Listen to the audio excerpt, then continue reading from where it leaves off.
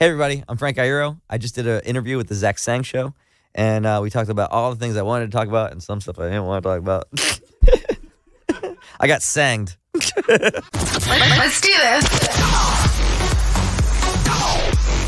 Zach Sang Show. Hello, beautiful human. Hello. We're here with Real Talk. You're a legend, man. Oh, thank you. Frenk Aïro. All right. Thank you so much. By the way, I've heard your last name be pronounced a couple different ways. You got it right, by the way.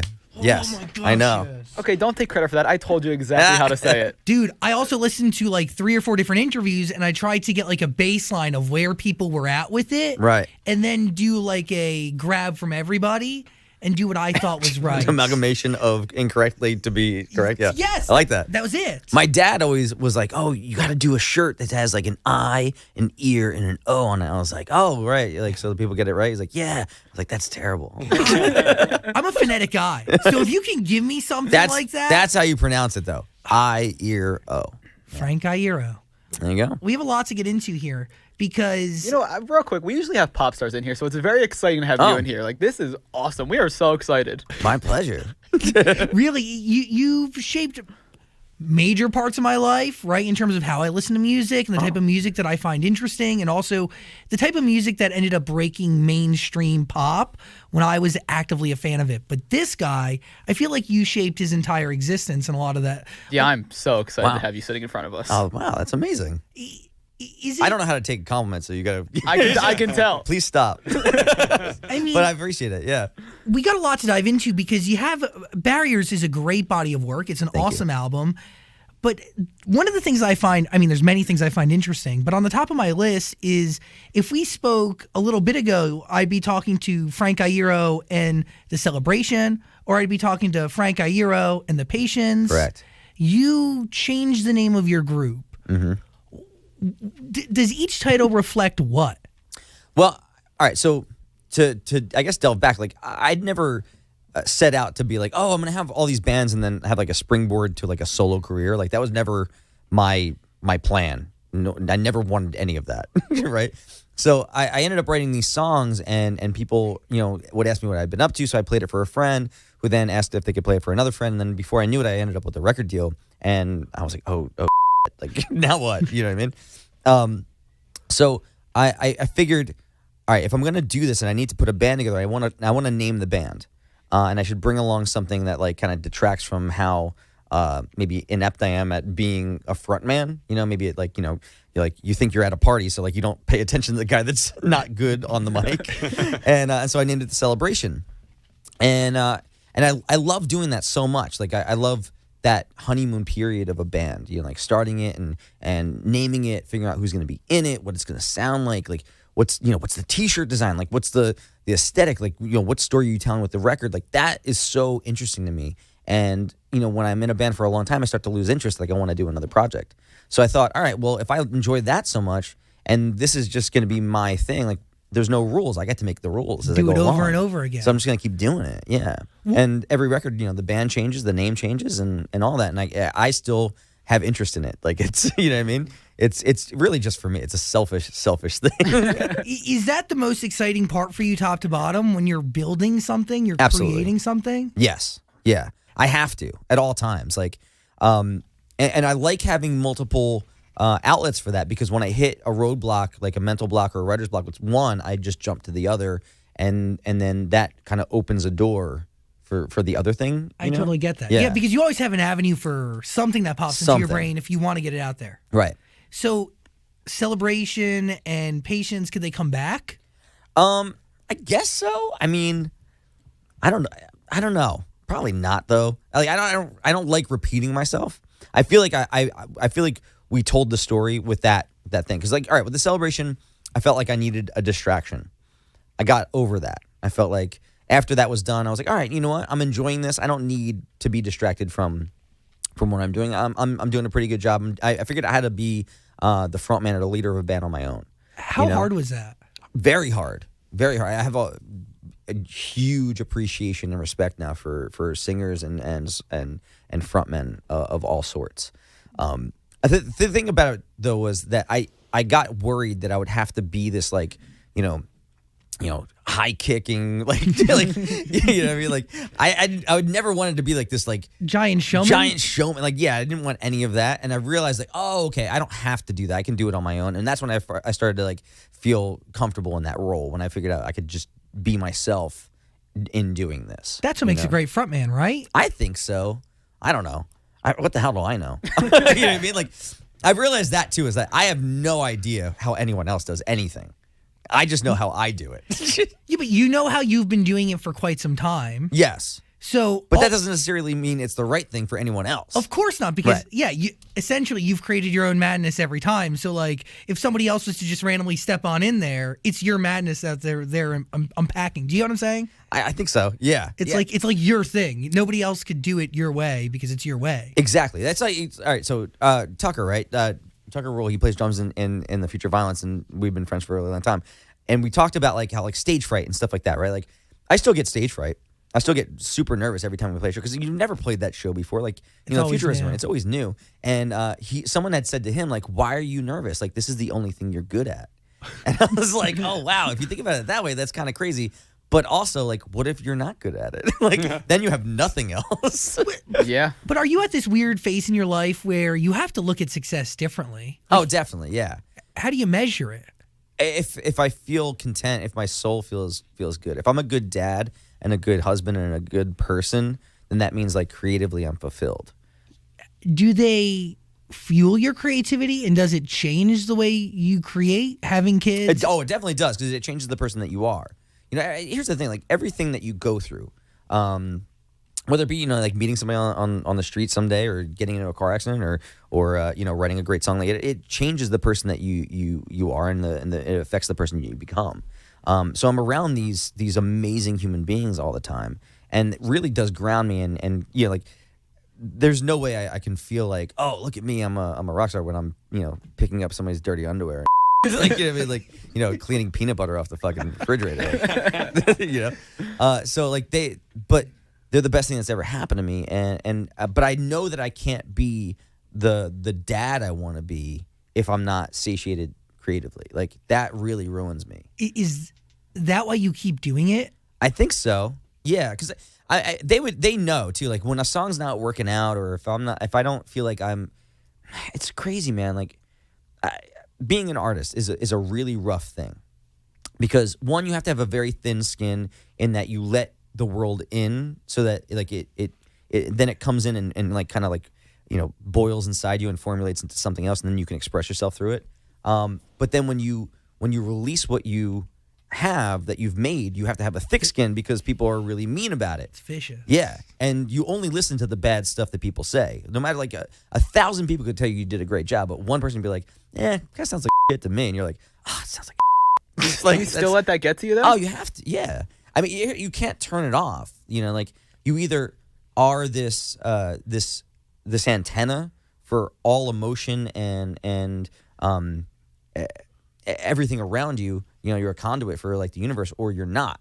You can't just be like, oh, I'm gonna let things in now, but like later I'm not gonna accept any of this. Your vulnerability needs to stay the same. It's always there. Yeah. Do you feel like you've gotten more vulnerable, and that like thin skin is even a little bit thinner now that all of the creative stuff is on your shoulders? Possibly, but also too, I think like the older you get, you start to realize how to navigate a little bit better.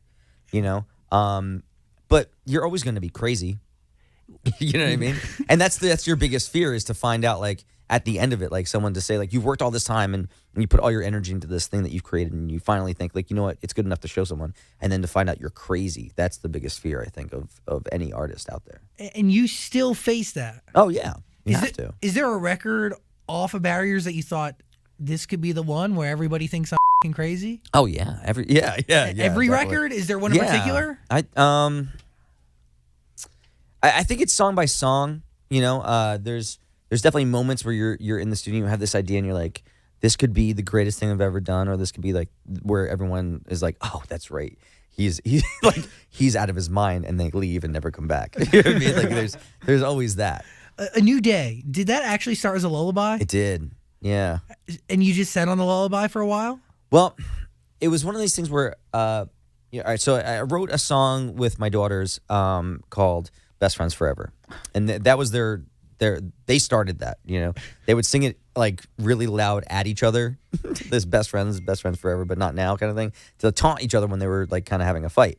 And so I thought, all right, well, a great way to like kind of bring this all together and make it a positive is to sit down with the guitar. We'll figure out a melody and we'll actually write a song. So we ended up writing this song, did a video for it and recorded and all that stuff. And it was amazing. And so at night we'll have this thing where I say like, all right, you want to hear a story or you want to sing a song? What do you guys want to do? And if they pick a song, we usually will sing Best Friends because they know the words and they're a fan of it because they wrote it, right? So if you do a song, you're gonna have to do 2 songs. And I was like, I don't have any other songs. So I wanted to write a song that I felt comfortable singing to them at night, like a sentiment that they could go to bed with and wake up with a fresh sense of the world is kind of like my oyster kind of thing. And so I started to come up with this idea of a new day's coming.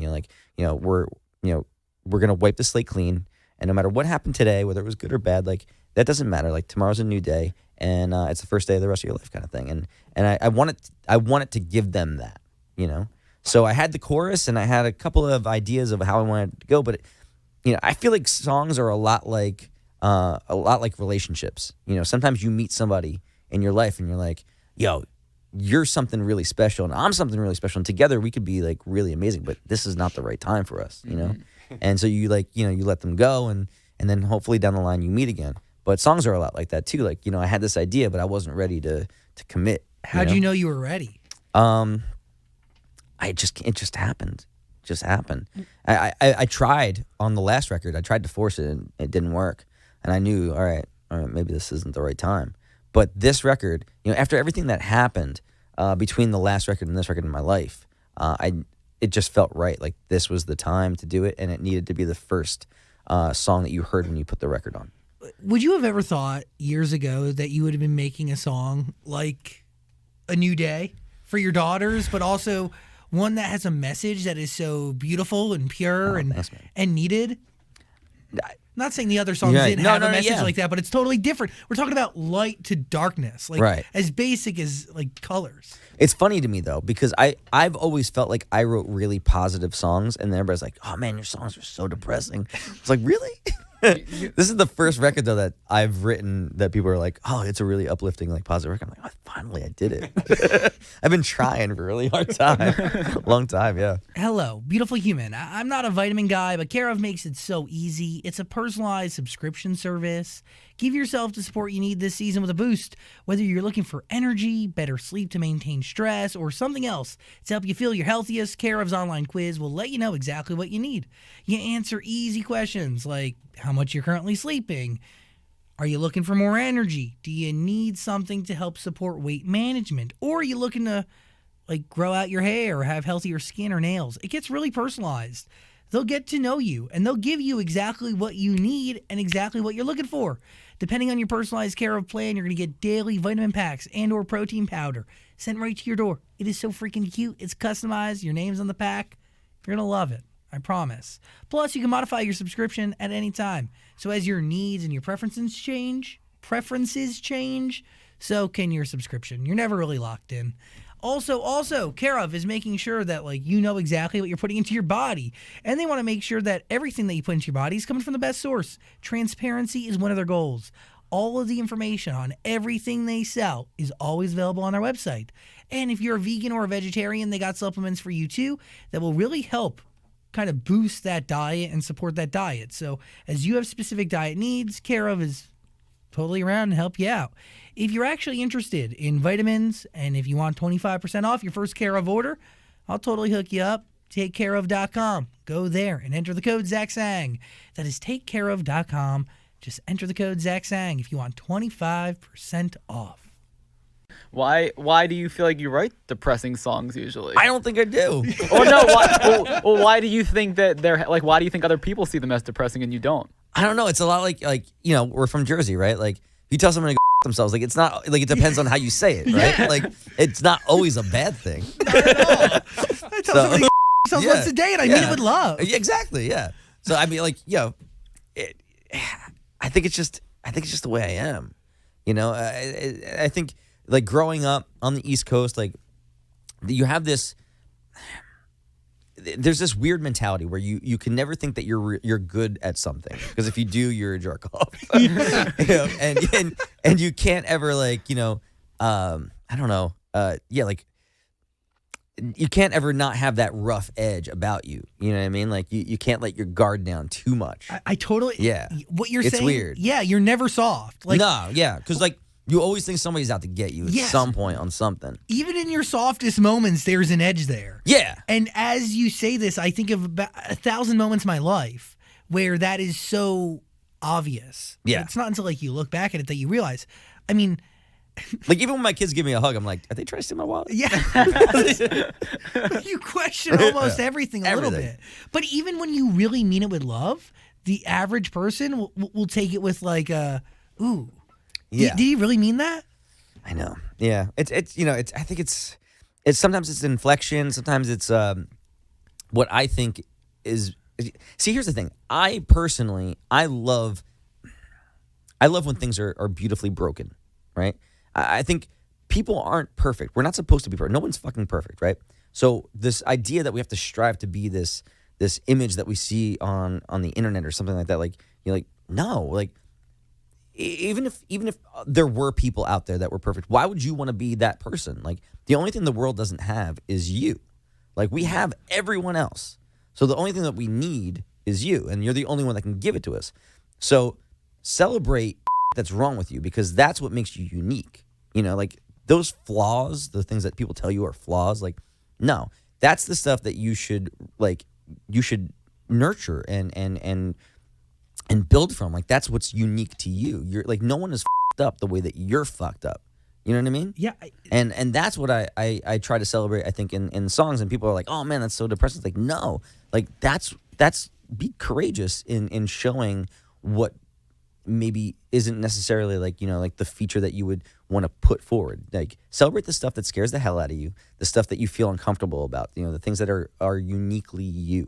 Is that a lesson that you've had to learn over time, or is that something you've always kind of known? No, I think it over time. I think, you know, it takes a while to gain that knowledge, because, like, just like everybody else, like, I was young, like, I'm insecure, you know, like, I've always been that way, you know.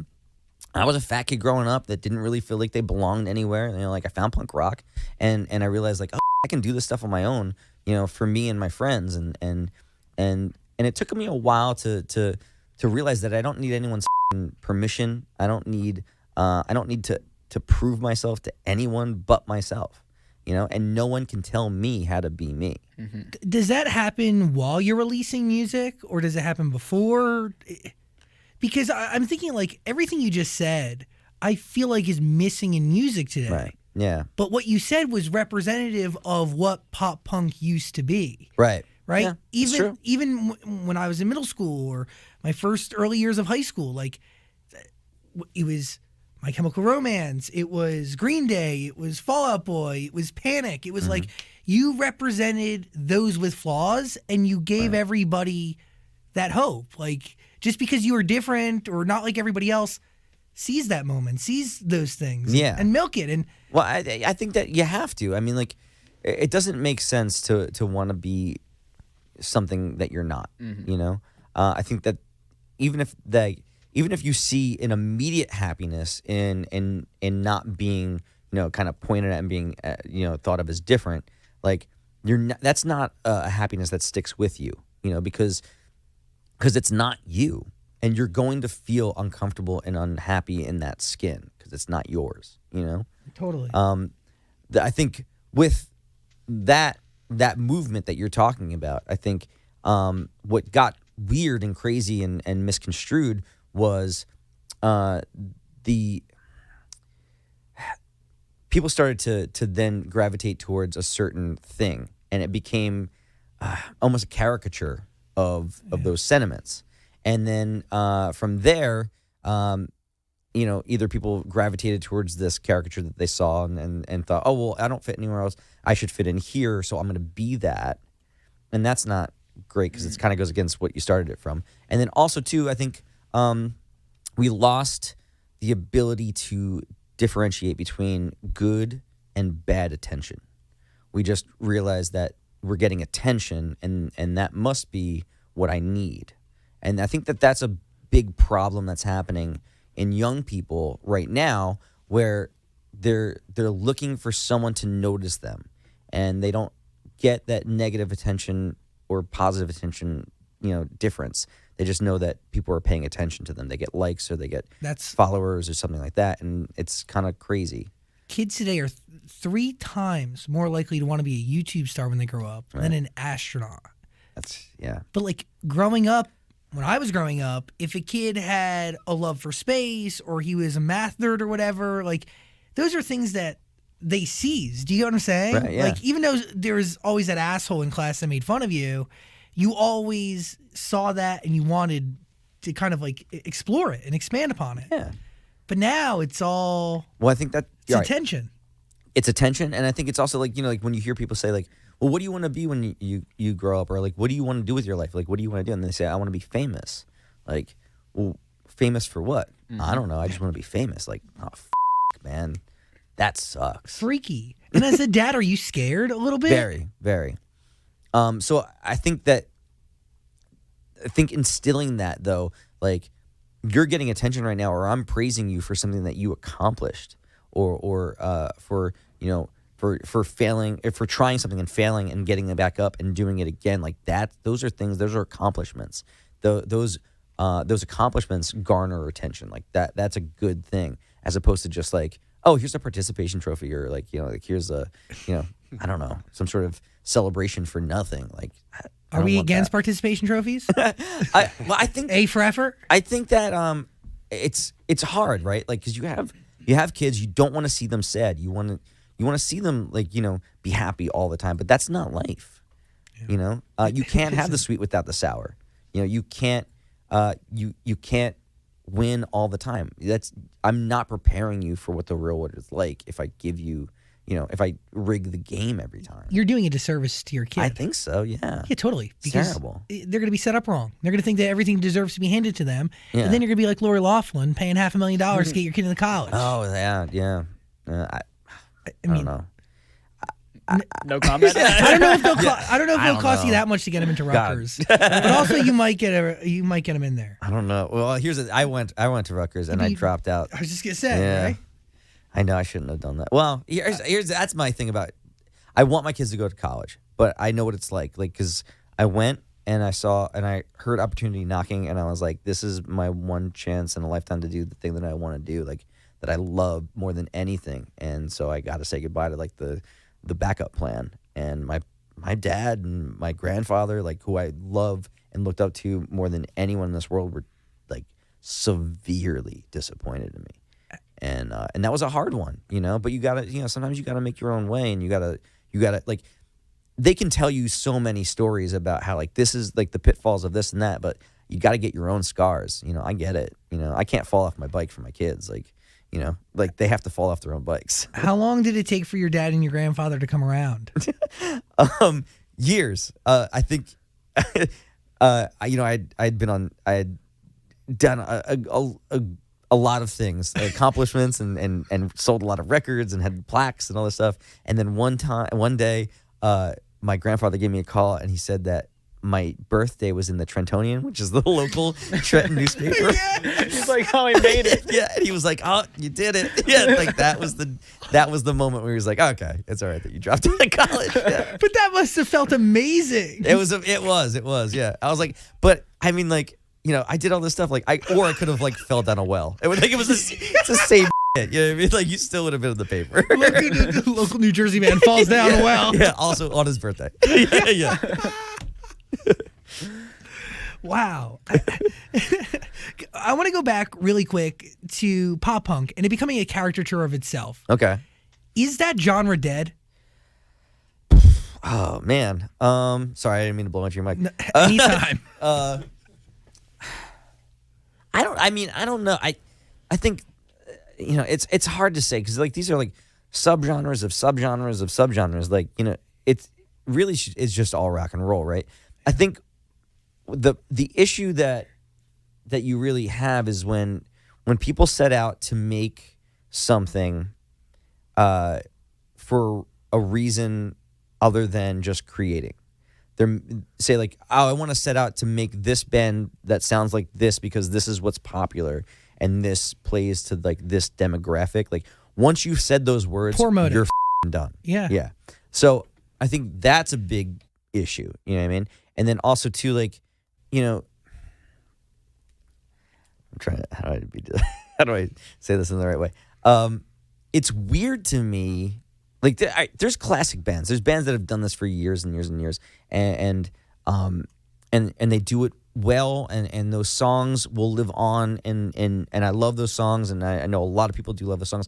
But there's something weird about seeing people that are 40 plus sing about weird high school fucking fart joke stuff. You know what I mean? Like that's a weirdness. I don't know. I mean, maybe that's just for me. You know what I mean? Like the timeless of the records. There's a certain point where you got to graduate from that. I think so. I don't know. I mean, I get what you're saying. Yeah. There's certain things about my personality and things that I will always find funny, I'm sure. But like, I'm not the same person I was when I was 15. And I don't write the same songs that I did when I was 15. But I mean, some of those emotions are the same. I understand that. But I don't know. I think it's a fine line, you know? I think your emotions have to evolve, and I think your songwriting has to evolve. So you're saying you're never going to perform any Pensy Prep songs ever again? Never. Never? No, I don't, man. That's funny. That was your first band ever. Well, it wasn't my first band ever. It was the first record that came out and like was signed to a label. So yeah, first band ever. You want to know what my first band ever was? what was it called? It was called Fountainhead. Yeah. Yeah. There was something Thank you. prolific about that, I feel. Yeah. We had one song. I played drums in it. Cool. Because I wanted to play guitar, but he was like, "No, I play guitar." And so, that was the first band. And then shortly after that, I played my first show with a band called Steve Weil and the Disco Kings. Whoa. No one was named Steve Weil. I was going to say, No one played disco. Where'd the name come from? I think it was like a friend of somebody, and like we it was weird. Like I was a freshman in high school. My friend Hambone was a senior. He played guitar and found out that I played guitar. So he came over one day and was like, "All right, show me, like what you can do." And I played like probably like a Nirvana song or something. He was like, "Oh, you can actually play. All right, we're starting a band. We have a gig in a month." I was like, "Oh, okay." He's like, "Oh, by the way, our name is Steve Weil and Disco Kings." I was like, "What? The hell is happening?" So we played maybe like 3 shows or something. But that was a big deal. And what's funny about that band is that there's many things funny about that band. One of the funny things about that band is that we in those months where we had a few shows or whatever, we wrote like 25 songs. Whoa. And every show we thought we had to play every song that we wrote. Oh my So God. like the last show was at like a friend of a friend's birthday party, that's and painful. we brutalized this party 2.5 for like hours an later. hour and a half. Everyone's like, get these guys off stage. I seriously, yeah. Like we just want to listen to the Chicken Dance or something. Like, please. Where's It was Steve? horrible. Yeah. It was terrible. How many bands have you been in over the years? Oh my God. Oh man. There's no way. I have no idea. So many bands. But Jersey's like that. Jersey's like a very like incestuous pit of musicians. Like just everyone's playing in everyone's band, and everybody like if you're a drummer, you're in 6 bands. Hands down. If you have a PA system, you're in everyone's band. Like, if your brother put on shows, you're in 3 bands. Like it's just like if you have a job at Staples, which I did, you're in 12 bands because you Promo can get, cards. Yeah, Come you on. get stickers for free. You get flyers for free. Did you ever play the Marlboro Rec Center? Oh yeah, definitely. I've been to a few shows there. Yeah. Some good times. Starland. Boundbrook. I used to play at the Whoa. New Palace all the time. Lyndhurst American Legion Hall. I played outside of a hot dog stand in Rutherford. Oh wow. I've played, you name it. I played on the back of a flatbread. Flatbread. Yeah, a flatbread bread truck. Flatbread bread truck. I want to see that. In Nutley. And at that, I'll remember this too because like the band was called Hybrid, and they listed us as Hybrid, and we were so mad. And our singer was like, "I'm not playing. I'm not gonna play unless they change the flyer." I was like, "No one cares. No one's here to see us. Like, who the hell do you think you are? It's a fair. Like, no one's here." Isn't it crazy to think though you've played at fairs and then you've played in front of like 100,000 people? Yeah. Well, I mean, that's there's no. How do you get to 100,000 people unless you play the fair? You know what I mean? That's a good point. You Right? can't get there. I mean, there's people who do skip over. I don't know, Lil Nas X, I don't think he ever played at a fair. Who? Lil Nas X, Old Town Road. He went straight Oh, to I'm the top. sure he's playing a fair right now. I'm sure there's a fair, right? Probably a big fair. Yeah, oh yeah, but still a fair. That's true. Yeah, I don't care how big that fair is. It's still there's somebody's winning fish by throwing a ping pong ball in a thing. I don't care. That is such a New Jersey thing. Yeah, Dude, I had so many goldfish that Yeah. died Oh, within they- a day. they're disposable animals. I felt The so shame. bad because The shame. you were really winning the worst goldfish out of the bunch, you know? Yeah, well, think about this, right? Like, I don't know. I'm gonna get like letters if I go into this any further.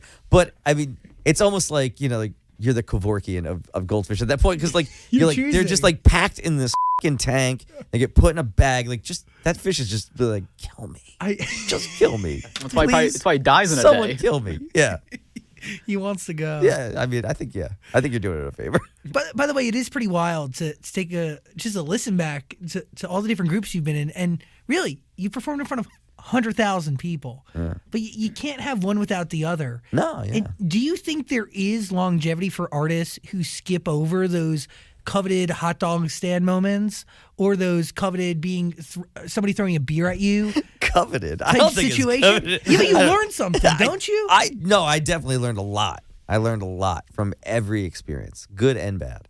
But I don't know. I mean, who says? I think if the art is valid, and whether it gets recognized immediately or after you're dead, like who cares? You know what I mean? Like, I don't know. It's unfortunate, that like there's artists out there that suffer their entire life playing to no one, die in squalor, and then eventually somebody finds a tape somewhere and it's like, oh my god, like this is amazing, like that sucks, but it happens. that's what happens, and then there's people that write one song and go immediately to the top and everybody gets to enjoy it, and that's a great thing, it's who knows, and I don't know. Why do you make music still today?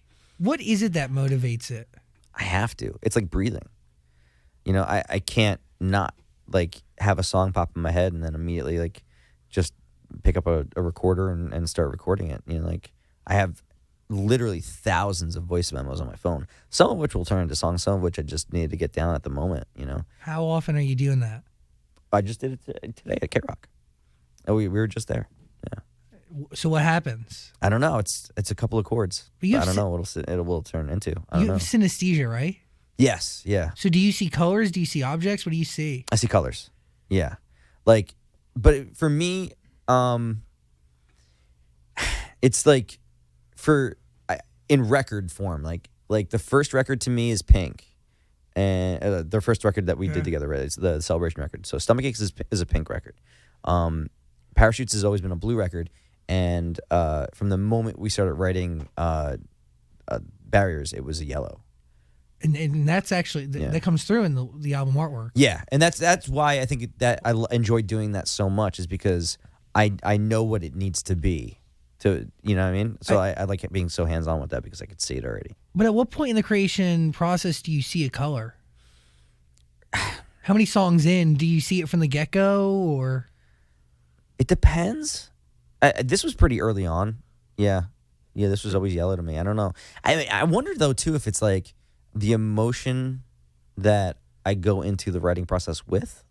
I don't So yellow know. means you're happy going into this one, right? What song started it? The song that started this process. Good question. I think the first full song that we did as a band was Young and Doomed. The first song that I wrote though for this record, if I were to like go all the way back, was either the beginnings of New Day or The Unfortunate. There was also the beginnings of 6 Feet Down Under was early on. A New Day makes sense for yellow, but yellow could have its own meaning because I think it's what is 6 feet under to you? Is 6 Feet Down Under was me trying to make sense of the accident that happened like almost 3 years ago in Sydney? But Yeah. do you see that as a positive thing that you use to heal, or? I think I mean if I were to try to put it into some sort of like, plant. Maybe it's like it's a fall color, right? It's like that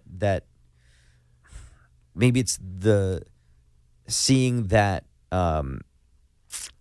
that situation kind of come to an end and die off. You know what I mean? Like this thing that was so huge and such a monumental, debilitating like event in my life. Like it had such power over me. Like seeing that kind of wither away was huge. Like it's hold on you. Yeah. Like, because once I'm able to write a song about something, and once I'm able to verbalize and put a melody and words behind what I'm feeling, I am able to define that situation, and then it becomes real, but I also have control over it. I get it. You know what I mean? As opposed to it just being there and controlling me. Yeah, it's yours. Once you name something, like it's like, yeah, it belongs I got to you. Yeah. Is it hard to perform that song live? We haven't. Really? Yeah. It's Why is weird that? too. Well, I think that with songs, right? Like all songs need to be written, but do they need to be played over and over and over again? I don't know. I remember hearing in an interview once that our friends the Get Up Kids, they had performed a song called I think it was Newfound Interest in Massachusetts, and someone had asked like, how come you never played that song live? And they said, we got it right the first time. Why should we do it again? And I was like, oh wow, that's so interesting. I never thought of it that way. Like, if you nailed something, would you do it again? No. And get it wrong? You know what I mean? So I think since they've actually played that song because people just want to hear it so bad. But like, that's an interesting way to think about things. I also think about, there's songs like a song that I wrote for my grandfather, like when he passed away. It's a song off of Parachutes. I never need to go through that emotion again. I needed to get it out because I needed to expel that. But for my soul, like I don't need to do that song again. Yeah. Young and Doomed. What event is that you need to get out there and have in your control? Right. Well, that song I think is about a lot about predetermination, and how we can want the best for our offspring, right? Like we can get them the best doctors, the best school systems. We can give them everything they possibly ever want. But there's certain things that are innate and things that are handed down through the blood that runs through our veins. Things like depression and addiction and all these things. Like they rear their heads whether we have done everything we possibly can or not. And that song's a lot about that kind of stuff, about being your own worst enemy and knowing that there's this predetermined path for feeling a certain way. So why'd you want to include the "I'm Not Okay" lyric? It fits so well. I think also too, like, it was one of those things where I was writing the lyrics for that song, and I knew the song was important, and I wanted to get it correct, and it just came out as I was writing in my basement. I was like, oh my God, that's so good. And I was like, at the same time, I was like, it's going to get a lot of attention. Do I want that attention? Is that negative attention? Is that positive attention? Are people going to miss what's being said in the song just looking for this line? And I started to think about that a lot. And I thought, well, maybe people will get where I'm trying to reference in here and not really, try to, I don't know, be like, oh, is it because he his best friend now? You know what I mean? Like I want people to realize that there's these universes. You know what I mean? It's not just about some fucking weird meme that people make about the members. Like, it's like, listen to the songs that we were writing and what was being said in there. And I like that, like in a comic book, when you find out like one superhero is in the same universe as another, like it references another body of work. And I think that's kind of awesome. It breaks down that fourth wall. But I'm here for it all day. Okay. Because it is how you build an actual universe. Yes, exactly. It's something that's bigger than just that one, and it gives any fan who truly cares and invests the opportunity to connect all the dots and really be invested in all of it as opposed to just one. What is the connection between that line and the message of the overall song? So, well, I think it's gaining the power of that not being okay. Like, that's a huge thing realization to come to. And it's okay to not be okay. Like, we get so concerned about wanting people to to perceive us as being, oh no, I'm good, don't worry about it. Like, like there's no problems here. Like everybody's got problems. Like we're full of issues. We just don't want to say it. Yeah. Like that idea that we can't break that porcelain. We have to keep this facade up, like that we got it all figured out. No one has it figured out.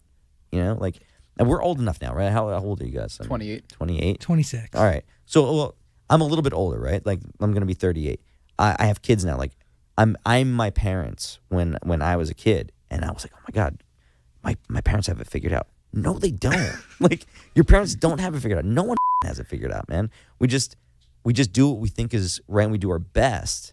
But we all have problems. Like real life is crazy. But why isn't music showcasing that in a way that is mainstream anymore? That's what I'm trying to figure out. Right. Well, I think some of it is, but some of it too is I think people don't want to have to deal with that. I think that's what it is too. The escape is, they just want something like we to always put on escape and not think about it. But what was your music before, and the music that we're listening to today? Mm-hmm. Was it an escape? Was it reality? Was it a combination of both? See, I liked when people told me stories that were based in reality. That was the stuff that I really got into. Like I remember, like all right, so like one of my favorite punk bands of all time, Bouncing Souls. I remember them writing songs about like walking through the city and their friends and like hanging out at, like the cocktail lounge, the holiday cocktail lounge, and like thinking about this universe. Like, what is their life like? It's a long walk through the city in the rain. It's a long walk from train to train. Like thinking about like, oh my God, like they're, like what is this like? Like living in the city, like being in this band, like touring the country and like talking about like writing songs about shows, and like that was huge for me. That was like it was like folk punk rock. Like I was learning about this world that I wanted so badly to be a part of. So do you write about escapes? Do you write for reality? Do you know what I'm saying? Right. I write from personal experience. I find it very difficult for me to invent a world and just write like fictional things. Like the things that I write about are the things that I've experienced in my own life or I've witnessed people go through firsthand. I draw inspiration from living. Has it always been like that? Always. Yeah. I find it. I wonder what it's like to be able to just like fabricate a story. Yeah, fabricate a story. Like that's got to be so, like, because I think about how draining it is to think and overthink and to live these songs. Like, as much as I love making records, it takes everything out of me. So I wonder, like, wow, if I just like talked about some fake bull, like, would that I'd be happy, right? Like I wouldn't have to. I don't think you'd be fulfilled. I don't think so either. But and I think the people who do it the right way they're drained in their own way because it's through empathy and they hear a story a lot. Mm-hmm. I'm hella blessed. I get to talk to a lot of incredible musicians, and I've heard stories of all different types of how people do it, and Sam Smith can hear a friend's story over and over again and then craft this beautiful hit record after it. Or like Alec Benjamin, for instance, if you haven't checked him out, I would so recommend it. Okay. He like does retellings of Aesop's fables. Oh, wow. But you won't know until you dig down into the lyrics. That's like, crazy. It's Alec Benjamin. Okay. Worth your time. All right. I'll check it out. Promise you that. Right on. But like, he's not always. It rarely writes about reality. It's wild. Wow. It's that's like like fantasy metal. Like that's gotta be crazy, man. Like writing about orcs. Like it's gonna be so nuts. Think about that. How do you even get there? How do you get there? I have no idea. How do you do that? Crazy. What mental state do you think about enter? this. Like, have you ever heard that band Dust? No. It's Marky Ramone's like first band. It's like a fantasy metal band. It's dope as shit. It's so good. And the orcs? Yeah. Trolls? Dude, yeah. Like on the cover of the record, there's like a troll holding like a sledgehammer. It's crazy. That's pretty cool. The best. What do you think? I was thinking it's interesting about you. You could like be in a band now. You're like, you open for Taking Back Sunday, right? Yeah. But then like at the same time, you could go and be like the headliner. Is that weird? Like going, you know what I'm talking about? Yeah. It's like you guys went from being a headliner, now you're in a new band, you're opening for Taking Back Sunday. Right. Is it kind of weird to think about it like that? Well, I think that, you're talking project to project, like my chem to this or like any other band. Yeah. I feel like one doesn't dictate the other. You know what I mean? Like, just because I did this, and this with one band doesn't mean that when I get into like, say, like if I tour with like Leathermouth or like Death Spells or my own project, like that doesn't have any bearing on this. You know what I mean? Like you still got to start from scratch and start from square one. Is that important for you? I think so. I mean, yeah, like Because real talk, any agent would make sure that wouldn't have to happen. But I feel like that kind of like motivates you. I think you have to earn it. Like every project has to, yeah. One doesn't like piggyback off the other. It doesn't work that way. At least in my head, I don't think so. Because I respect that, because I think there's a lot of people who wouldn't do that. Honestly. I don't know. I only know one way to do it. But it's cool. Yeah, no, it's fun. Here's the thing too: is like people ask, like, oh, what's more fun, like playing this type of venue or this type of show, or it's all fun, man. It's all different. I don't feel more at home in a basement or in an arena. Like I love playing music, and you have to think about it in a different way. Like your approach is definitely different, but I enjoy both. Yeah. Yeah, because you fulfill no matter what. It's not about the size of the venue. It's the fact that you're doing it. Exactly. Yeah. And that's how you know. That's how you know. That's how they get you. Boom. Are you trying to separate your lives? Like you're in the My Chem life, obviously everyone knows about that. And then you have like what you're doing today. Is it important that you separate the two? Because I'm sure a lot of people just want to know like what went on, how was it, what was it like being in the band. But then you're like, okay, well I'm this age, I'm doing this now. Let's focus on this. You mean like in like press and like interviews? Yeah, and stuff? press, interviews, just fans. Well, here's what I don't like. I don't mind talking about anything that I've done because I'm proud of everything I've done.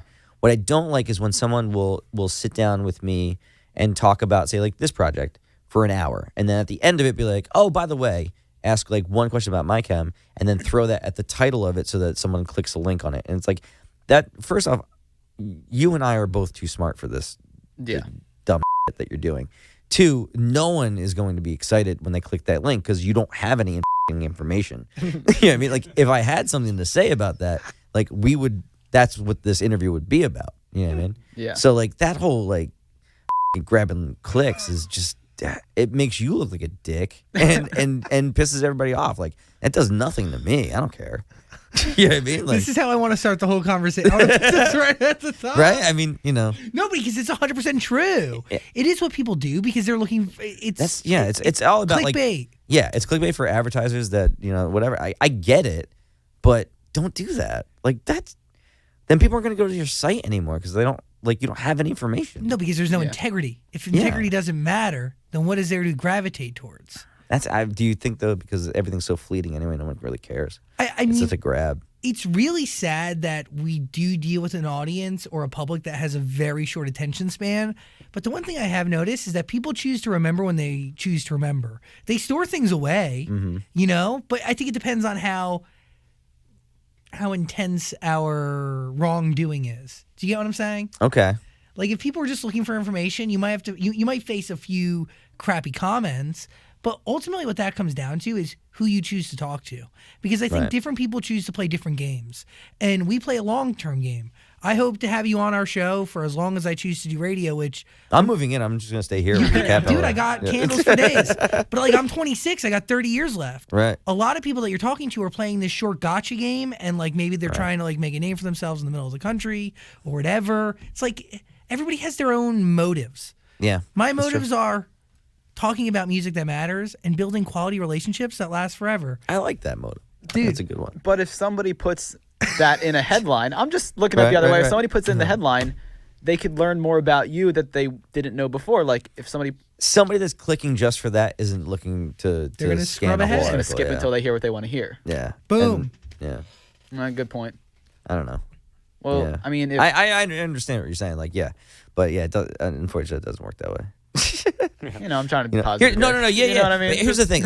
It'd be different if it wasn't when you put something in in a headline or something like that, you're promising to tell that story, right?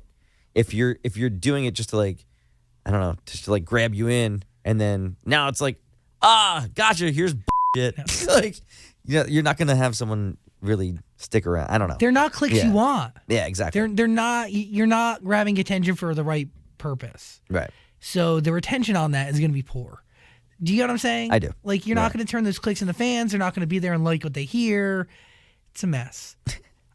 I get what you're saying. That's internet culture, sadly. Which, by the way, it's all attached to everybody showing the world exactly what they want the world to see and living everything through a filter and doing whatever it takes to just grab that like or grab that initial view.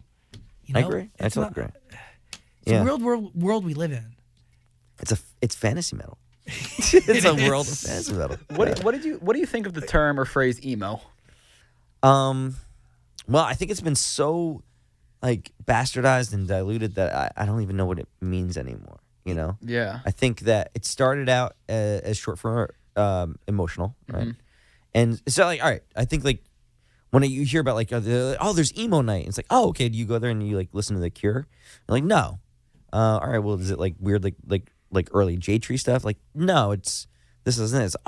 It's like pop bands disguised as real bands. All right, that's weird to me. You know, it like when you use it now to just describe like a shitty haircut, like that sucks. You know what I mean? Yeah, that's true. You know what I mean? I feel like a lot of bullshit got lumped into it, like into this term, and that's why I think people like really rebelled against it. So when I think of like emo bands, it's like All Time Low. Like I guess Panic, but not anymore. Kind of like Hawthorne Heights. Would you not consider that in that genre? I would say that I don't know those bands well enough to know if they're emotional, but when I think of emo, I think of Mineral. I think of, I think of Knapsack. I think of The Cure. I think of Embrace. You know, that's what I think of. Was this a part of the whole characterization or like the caricature of pop punk music? Was the emo haircut and the emo kid all a part of that? You mean like later on? Yeah, because I think so. I think that's where it went to was like, people that are sad and like have like weird makeup, like, and then it became this like, this weird cartoon yeah, kind of thing. It kind of bummed me out because I'm a Warped Tour kid. I was raised on Warped Tour and Bamboozle, and kills me every summer that I don't see the Bamboozle Festival take over the freaking parking lot of Giant Stadium. Right. Annoyed about it. You seem annoyed. I'll get going. But like it was around that time that like I had the haircut that covered one of my eyes. Oh, I had that haircut. I was wearing the fat bracelets, the Jack Van Dyke bracelets, to write love on her arm. My sister's in the other room. She still rocks it. She still goes to Warped Tour every year. I feel like that whole thing went away and it just destroys me. And like, I think, you know, you made a good point when we were talking about what is pop punk and the caricature and the cartoon it's kind of became. Right. It destroys me because it was such a hub. It meant of something safety to you. and community for so many. Right. And whenever there was those groups that kind of crossed over into that mainstream light, it was like, yes. Just, I don't know. It was, you felt represented. I agree. I agree with that because I remember like, you know, hearing like bands like, you know, at the drive-in and Thursday on the radio and being like, oh my God, like these are kids like me. Like these are real bands. You know, bands that I saw those bands in VFW halls at the Wayne Firehouse. Like, you know what I mean? Like, Midtown's on the radio. Like, this is crazy. Newfound Glory's on the radio. Like, I know these bands. This is real. And that was confidence that, like, hey, guess what? It's not far away. Like this doesn't feel like Oz anymore. You know, it's not this made up, you know, upper echelon of bands that are making it. You know, it's anyone can do this. Like, I can write a song in my basement and like get on the radio. Like, that's crazy. Like, Thursdays on the fucking radio. That's awesome. It made it real. It made it real. Yeah. And like then all of a sudden the videos start showing up on MTV and it was like, oh my God, this is amazing. And then major labels started calling the practice studio and it was weird. It was real weird. Because everybody wanted something like that. Because there was a need for that genre of music a little bit. I guess so. Yeah. I just know that we wanted so badly to be, you know, heard. You know, we wanted so badly to be out there touring and to have a chance, just to have a shot. You know, and you felt like as a young person, like when how do you get your shot? Like how do you get people to listen? Even if they hate it, like I just want people to hear it. And that was that was the early 2000s of like MySpace and stuff like that, and that's how you got heard. And it was insane because people heard it and they were like, I've never heard anything like this. I want to pay attention to what's being said here. What was it? Why did you know? What was it about wanting to be heard? Did you feel like you had a message that needed to get out there? Did you feel like you were doing something that was unlike anything else? Well, I definitely think we, like especially that Jersey, Long Island scene was unique. Yeah. It didn't sound like everything else that was going on. There were certain offshoots that we had like camaraderie with, like there was a couple of communities and bands in like say like North Carolina and Florida. Like there was these like all East Coast. It was a lot of East Coast, and the majority of the bands were centralized in that Jersey scene. It was, I don't know, man. People always wanted to be like, oh, it's the new Seattle. It's like, well, I don't know about that, but it was just a community of bands that like that.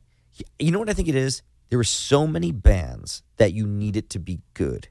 Like there's only so many. There's a finite amount of shows, right? Yeah. And if you're a band in this scene in Jersey, like you got to fight for these spots. Like you had to fight for the people that like your band, and you got to fight for these spots on the show. So like you have to be so good. And you're seeing all these other bands get better and better, and you're like, oh my God, no, I have to get better. Gotta step up your game. Yeah. There's constant awareness of the competition. And for my chem, when things really got crazy was when Murder by Death, or at that time, Little Joe Gould, came to New Jersey because Thursday found them in Indiana when they were on tour. They signed to Eyeball. They came to Jersey. We saw them play and we heard their record and we were like, oh my God, this is way more than anything else anyone else is doing. Like we need to really think outside the box now.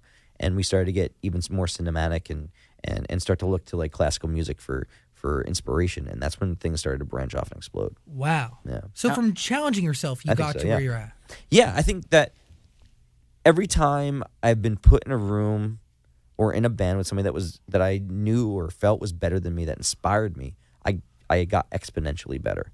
And that was just how much I love like playing with people that are better than me, like the band that I'm in right now, like playing with Kaylee and Matt and Tucker and Evan. Like they inspire me to up my game, and that's huge, man. Like when I got in a band with Ray and Gerard and Mikey, and at that time Otter was in the band, like I had to get better to join my chem. I just had to get better. Did you feel at the gate that you weren't good enough to be around them? Yeah. But you can't let anybody, again, that's the Jersey. You can't let anybody know. Yeah. Right? And you have to fake it till you make it, and then you just you grind. Dude, it's fake it till you make it, and you work your ass off until you get to what you're saying Absolutely, you can man. do. Always grind it out, man. grind. People will tell you, like, old school, like, warped heads, right? Well, they'll tell you, man, like, the first time we had, like, a bus, we couldn't just sit on the bus and chill. We had the bus gutted. We did. We had the bus gutted. We put in stations so that we could rehearse and write the next record while on Warped Tour. Wow. That's what we Really? did. We played maybe, I'm realistically 5 to 4 hours a day in that bus. And you did a show. And a show. So what years was that? Do you remember? I mean, we wrote songs for, I guess that was 2003, 2004, 2005 maybe. That 3-year period. At what point did you know that you were good enough to be along these guys? In my chem? Yeah. Well, if you think about it, right, like, so like the first record was basically written, I had to write on top of that record. So I only wrote like maybe 3 songs with them on that record. The next record, when I started to write, I think, for like 3 Cheers and became, I guess, like, part of the main melodies, like a lot of those, like, like melodic guitar parts that are either going against or with vocal is usually what I would bring to the table. And I think I remember recording Helena in LA, and the engineer's name was Mike Plotnikoff, and I played my part for the choruses of Helena, and I remember him like hitting the end when I finished the taking. He was like, "Whew, that's a great chorus," and being like, really? I wrote that. That's awesome. All right, cool. And then you knew. And then that's when it was like, oh, thank God. All right. You could finally like exhale and be like, all right, no one's going to throw me out in my sleep. Like I'm not going to wake up and like, all my packed around me. Which is a post-it note that says, see you later. Yeah, it's just a off. Isn't it crazy that people are still singing that today? That's amazing. Yeah, it's crazy. What's insane to me is that we'll play shows, and there's young people still coming to our shows, finding out about this band, and then also even younger people like coming to shows like wearing my Chem merch and just finding out about that band. Really? And it's like, wow, how did you find out about this band? And it's like it's being passed along from like older siblings or old friends, and it's how I found out about bands that I loved. Like I remember coming up in high school and being like, I'm never gonna get to see Jawbreaker, but I love Jawbreaker. It happened before me. The Misfits or Gorilla Biscuits and stuff like that. Of course, now like some of those bands are playing again, but I remember being in high school and being like, all my favorite bands are dead. Like I felt like Marcy going to school. Like it was crazy, But it didn't change the way that I felt about those bands and how they shaped, my upbringing and how much I loved them. And to be that band for somebody else, like that's amazing. That's crazy. It still doesn't make much sense. Like I feel like that band's bigger now than it ever was. It's crazy. It is pretty wild. Yeah. Are there records of yours that you're happy knowing will live forever? All of them. Yeah, absolutely. That's unreal. Like that's like one of those pipe dream things that like I would never say that, by the way. Like, I to say like, oh, I hope this record lives on forever. Like, but that's what you're doing when you make a record. Like that record will be there forever. Will people listen to it? Who knows? But like that's a huge thing. That people will listen to that forever. And like it's strange to me to be say like, to come out with a new record and then be on the cover of a magazine and then 2 months later be on the cover of the same magazine as like a classic artist. Like that's crazy. What is that? What does that say to says you? I'm old. It is pretty wild. Yeah. But it also says something about the validity of all the music you've created. And it does great stories, great music in general, kind of stands the test of time. And beyond that, like, I don't know. I'll keep going back to it. I feel like the stories that you've been telling for many years are stories that aren't really told in music anymore. So people crave it. People want it. Whether it's from you today or from My Chemical Romance. Yeah. I mean, I hope so. I hope that I'm doing something that people enjoy, but it doesn't affect why I do it or if I'll keep doing it. You know what I mean? Like that's just an added bonus. That's like icing on the cake. Like, when you write a song that you love, that high, you can ride that high for months. You know what I mean? Maybe even a year. But when people sing it back to you at a show, it's like, oh my God, like that's really cool. Is there any song you used to perform with My Chemical Romance that you actually miss performing? Yeah, I mean, yeah. Some of the songs are really fun to play. Because you talk about just people hitting, like that energy of the crowd just hitting you back with a record. That never gets old. Like, even if it's a song that you've played a million times, like to play a song and have people just like sing louder than the band is, like that's insane. It's power. Great. It really is. And to be able to do that in multiple projects that's crazy. I feel so blessed to be able to do that kind of stuff. It doesn't feel real. It's something, I mean, like all I ever wanted was to be in a band and to write songs that people like would maybe sing along to. Like that's all I ever wanted. That was my dream, and I didn't think I'd ever get it. You know what I mean? Like, but to be here now doing this for like 20 years finally, yeah, it's crazy. You were making New Jersey proud. Oh, thank you. And New Jersey's never proud. Yeah, but let's be honest about it. They really don't give a shit, but I'm just going to tell you that they're happy. Thank you. When you're talking about people singing back to you, what do you remember from the Reading Festival in 2011? Because that performance was amazing. It changed his life. Oh, I were watched, you there? No, I wasn't there, but I watched it on YouTube all the time. Oh, right on. That was a dream come true. I remember. It's funny. I remember thinking as I was playing, I'm going to remember this for the rest of my life. And then also thinking like, oh my God, Brian May's coming up soon. That's right. And I better nail it. Yeah. because I will remember that for the rest Yep. of my life. Yeah, that was crazy, man. I still can't believe that feels like a dream, you know. The only reason that I know it's not is because I see footage. I can see footage of it. Yeah, You can watch with Dan Yeah. once a week. If you want to watch together one day, I'm down. I've seen it probably 20 times. Oh man, that's awesome. It was such a good performance. There's a lot to unpack about that time in the band, right? And the mindset behind it, because we had bad experiences at festivals, at Reading, at Download, and things of that nature. Like there was a very combative feeling, and then also too, if you really know all the ins and outs of the band, like at that point too, like we were pretty sure that the drummer that's on that show, that recording, that was stealing from us and kind of f***ing us over, and it was really crazy. Like there was a real weird thing happening, but we knew that this was an important show. We weren't going to let him take that from us. So there's so much. Do you let happening. him know that you know before you go on stage? No. You can't. Well, this is a very weird, touchy conversation to have. That whole thing really broke my fucking heart, because he was a really good friend. I thought he was a really good friend. I had a walk and talk with him like around that time, like, hey, listen, if there's anything going on, you might not be able to tell anybody. You could tell me, like, please, like, feel like you can tell me anything, blah blah blah. And he was like, yeah, no, that's cool, man. And then like 2 weeks later, like, we caught him. Oh, And was he with you guys from the beginning? No. This was somebody else that came in. But he would. I feel in my heart that he would have been the drummer for my camp. I think all of that, like, that stuff, like, really played a role in, and I think having the band come to a close. But I think everything was for the best. I can't even imagine the whole situation, because even bringing any new member into any band, Right. whether the band's been around for a few weeks or years, that's a hard situation. Yeah. I mean, musically it's hard, business it's hard. There's new personalities that now can clash with the group. Yeah. It's a shame. Like, It's a lot. yeah. It's lot. a shame, man. It's a shame.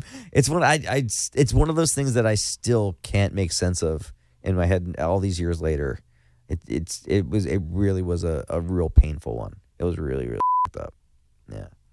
I feel your pain. Yeah. Here's the thing. Like, when you are in a band situation with somebody, you tour with somebody, you live life together. You live in such close quarters. You become really close. Yeah. And you think of them as family. You And have to. You have to, yeah. And then when that doesn't work out, like, I remember, recently I had a relationship with a musician that, like, I was like, oh man, like, like, we're like family, kind of thing. And then found out later on that the friendship didn't really mean much to that person.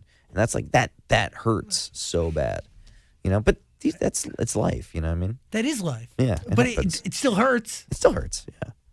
I'm like, I understand that situation too well. And it really, no. But you learn from it, hopefully. Yeah, no, you do. And here's what you learn is to not cut yourself off completely, because you're going to miss out in the grand scheme of things. It's easy to be like, oh, you know what, I'm never going to, like, care for another friend or look out for somebody else, or like consider them family and let anybody else in. Like, I'm going to be a fucking hard-nosed prick the rest of my life. Like, nah, why do that? That you suffer more than anybody else. But that's not something you learn right away. No, it's true. Yeah, I'm sure after that drum fucked you, every wall went up. Oh yeah, You definitely. probably went on red alert. Yeah, well, I think everybody's integrity.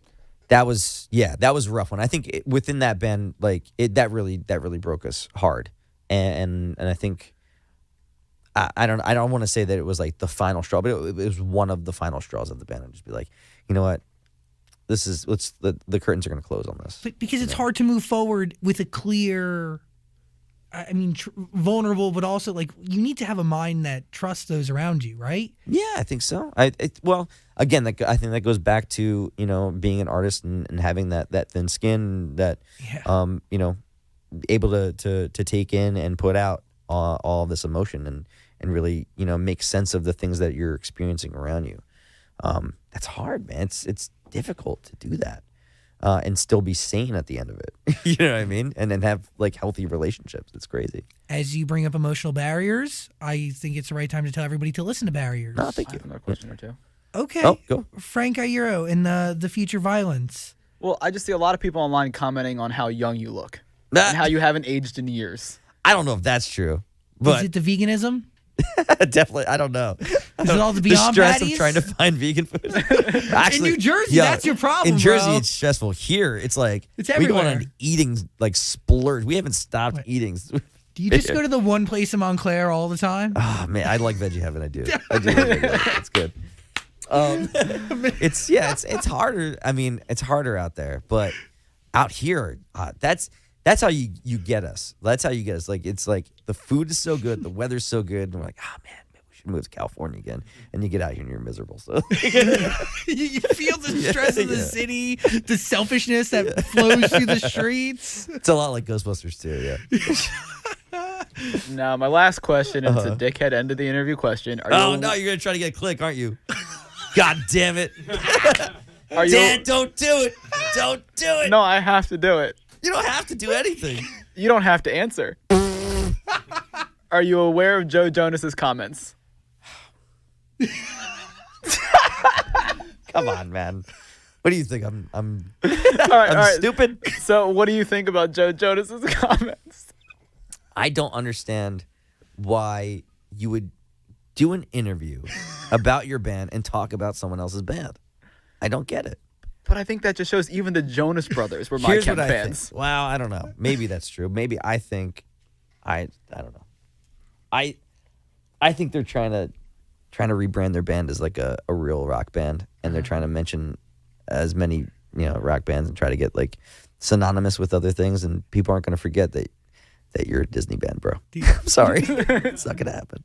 Love Bug is going to come again. I don't know what that is. I'm sorry. On that note, Frank Aïro. Mm-hmm. Yes. Woo! Barriers is the album. Please, Frank Aïro in the Future Violence.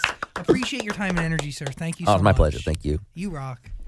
I really hope you enjoyed that conversation. If you did, please subscribe and also check out our podcast. There's a link in the description, and also comment and like and do things. Other interviews are on the screen somewhere, so click them. Thanks for watching.